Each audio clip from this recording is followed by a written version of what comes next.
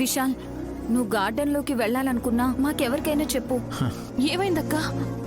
నైని ఏం కాలేదు. కూర్చోండి.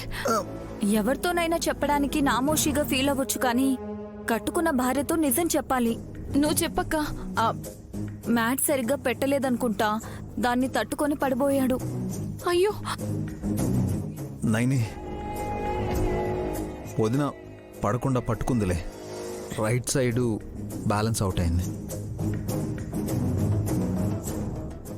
ఈ చెయ్యి పనిచేసేలా ఉంటే ప్రాబ్లం ఉండేది కాదు. అందుకే నువ్వు కదలకుండా ఒకే చోట ఉండమని చెప్తున్నాను విశాల్. అలా ఉంటే నేను హౌటివాడిని అయిపోయానా అన్న అనుమానం కలుగుతుంది వదిన.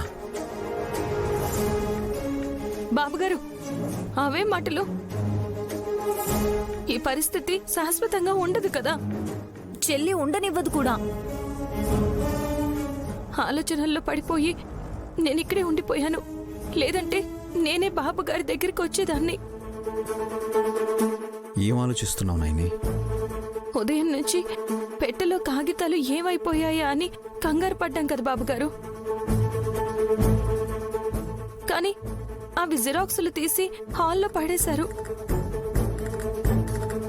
గాయత్రతే తీశారని తిల్లు ఆంటీ గగ్గోలు పెట్టింది కదా చెల్లి. అందుకే 1 కాదు 2 కాదు 50 కాపీలు పెట్టుకొని పండగ చేసుకోమని వేసింది. ఎవరు? ఇంకెవరు నైని? అమ్మే. మా అమ్మే వేసింది. అమ్మగారు కాగితాలు పారేయడం ఏంటి బాబుగారు? అందరం కింద హాల్లోనే ఉన్నాము. ఇంకెవరు పారేస్తారు చెల్లి? గాయత్రి పాప.